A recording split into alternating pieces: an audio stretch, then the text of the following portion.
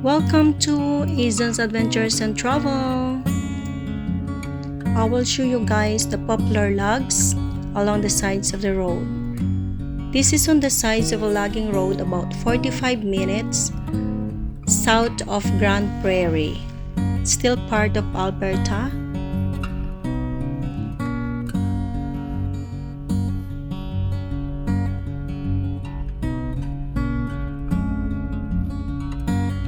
Those trees are poplar.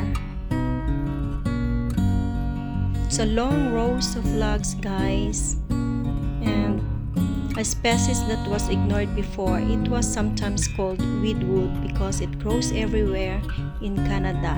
Marami po yan siya, guys. When they cleared the right-of-ways for pipelines and roads, they would salvage every type of tree but leave the poplar. They would cut the logs into shorter pieces and burn it all.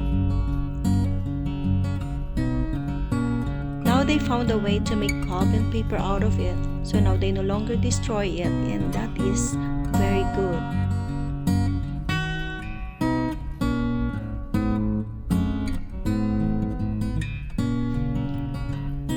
Poplar is not really good for furniture for the same reason. But when you cut it and mill it, it is a beautiful white color. Sabi po ng mister ko, may isang lalaki daw na gumawa ng coffee table from a slice of poplar. He cut on an angle. And ang sabi niya, maganda raw po yung pagkakagawa. Kaya lang hindi po siya matibay. Hindi siya matibay na kahoy.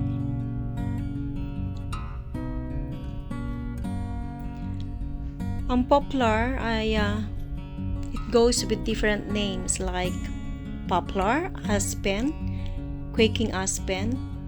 A lot of country people call it popple. Poplar is a wood species commonly used in a variety of woodworking projects. You can find poplar in many furniture projects, toys, and wood turnings because it is inexpensive, fairly easy to work, and takes nails, screws, and glue well. It works best with paint as a finish, but it can be successfully used to simulate finer woods, provided the proper steps are taken in the finishing process.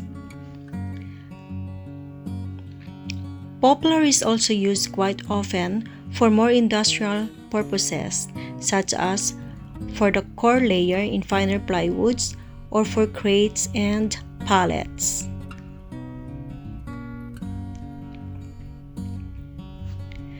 Poplar wood is considered a hardwood by species, but this can be somewhat confusing as it is typically softer than pine, a common softwood.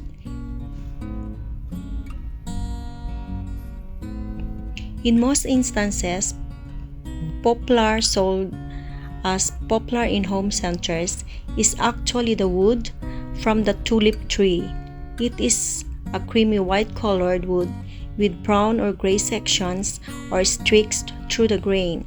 Garden variety poplar wood is also sometimes referred to as yellow poplar or whitewood, but you may also find stacks of poplar that include European black poplar, cottonwood, or some types of aspen. Maybe you're wondering how much will it cost if you will buy a poplar. Yellow poplar typically costs $3.20, that's a Canadian dollar, to $4.85 per board foot, stuck less than 10 inches wide. Price variations will depend on the thickness of the boards and how to work with poplar if you want to do something. Poplar is relatively easy to work with as it takes manipulation with a saw, lathe, or router well. One key is to make sure that your cutting tools are sharp, as poplar can tear if the cutting edges on a tool are less than optimal. Also use a slow feed speed to avoid tearing, drilling, and boring. Should be done at slower RPM speeds than you would use for other hardwoods. Because of its relatively soft nature, poplar will need to be sanded with progressively finer grits of sandpaper, as more coarse grits will leave sanding marks that need to be removed. Most woodworkers will find that starting with 80 grit, then progressing through 150, 250, 300, and finally 400 grit sandpapers will yield good results.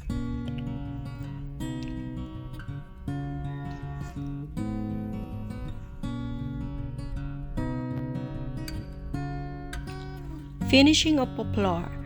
Poplar is renowned for its ability to take paint well.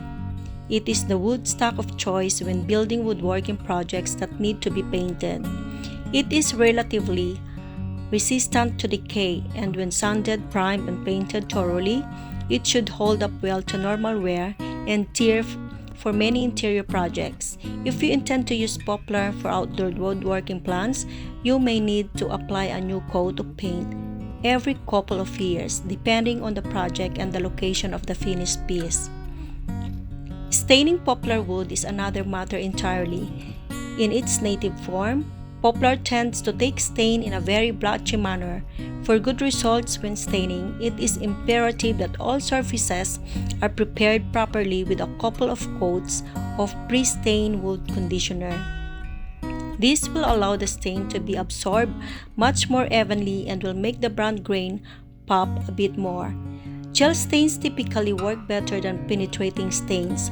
Water-based stains may cause fuzziness on the wood surface, which will require a light sanding before applying a varnish.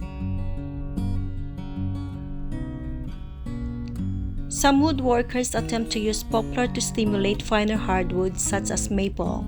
This can be tricky since even though the grain of those two kinds of wood is somewhat similar, the trained eye can almost always spot the differences. When attempting to mimic another wood such as maple, try to use a selection of wood that is relatively free of gray or greenish sections. Having a bit of the grain is fine, but poplar tends to have large sections that are of a darker color than the common creamy white.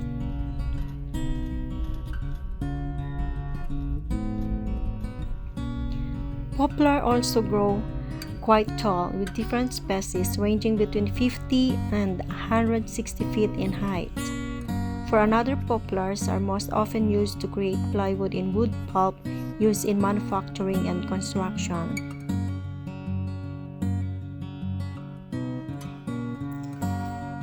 The other downside of poplars is that they don't live long. Even with the best poplar tree care, specimens dies in about 50 years. These are samples of poplar trees